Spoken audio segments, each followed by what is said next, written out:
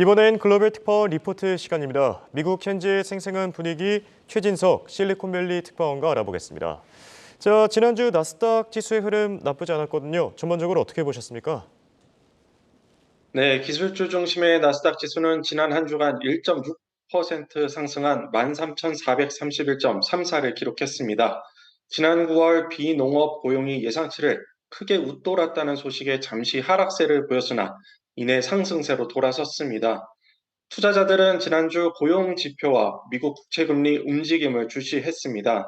미국 노동부가 발표한 9월 비농업 고용은 33만 6천 명 증가해 월스트리트저널이 집계한 전문가 예상치인 17만 명의 2배 수준을 기록했습니다. 고용지표 발표 직후 10년물 국채금리는 4.86%까지 상승했는데요. 이후 금리 급등세가 진정되면서 주가도 상승 반전했습니다. 낙폭 과대에 따른 저가 매수세가 있었고요. 이번 고용 호조 지표에도 불구하고 연준의 연내 금리 인상에 대한 신중론이 강화되면서 주가가 힘을 받았습니다. 빅테크 주가도 고르게 올랐습니다. 생성형 AI 최대 수혜주인 엔비디아는 지난주 5.2% 상승했습니다. 이르면 다음 달 새로운 대규모 언어 모델을 내놓을 예정인 구글의 모회사 알파벳의 주가도 5.14% 올랐고요. 마이크로소프트도 3.65% 상승했습니다. 지난달 말 혼합 현실 기기 신제품 퀘스트 3와 새로운 AI 서비스를 대거 내놓은 메타는 5.07% 상승했고요. 아이폰 신제품을 내놓은 애플도 3.67% 올랐습니다. 최근 차량 가격을 계속 인하하고 있는 테슬라도 지난주에 4.12% 올랐습니다. 경기 둔화 우려의 영향으로 최근 주가가 약세를 보이고 있는 아마존은 0.66% 상승에 그쳤습니다.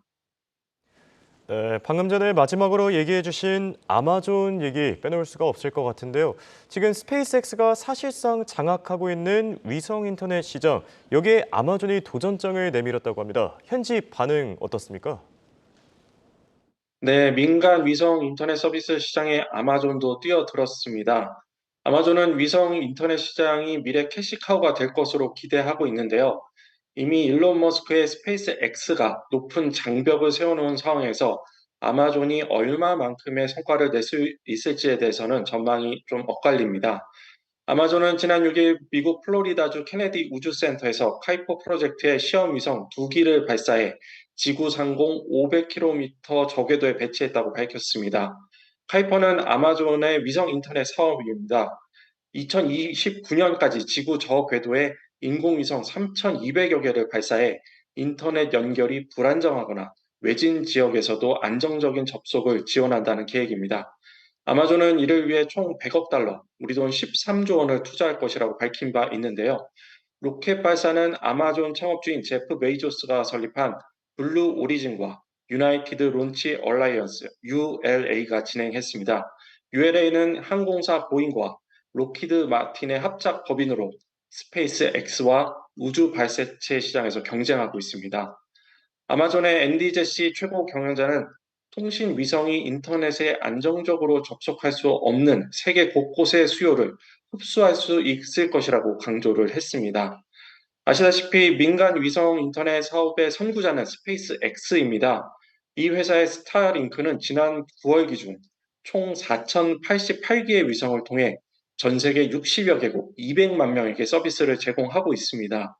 스페이스X는 최종적으로 4만여 개의 인공위성을 지구 저궤도에 배치할 것으로 알려졌습니다. 또 영국에선 원앱이라는 기업이 지금까지 600여 개의 저궤도 통신 위성을 발사했습니다.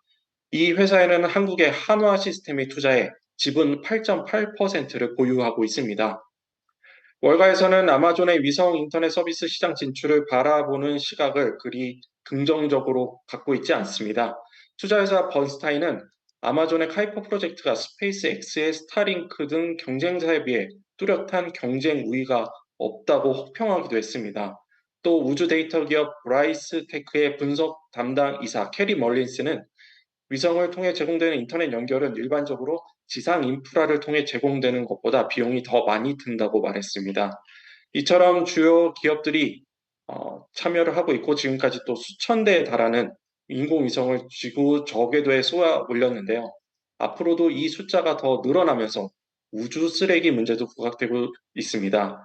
인공위성 증가로 인한 충돌로 우주에서의 사고 위험은 물론 지상에서도 피해를 입을 수 있다는 우려가 나오고 있는데요.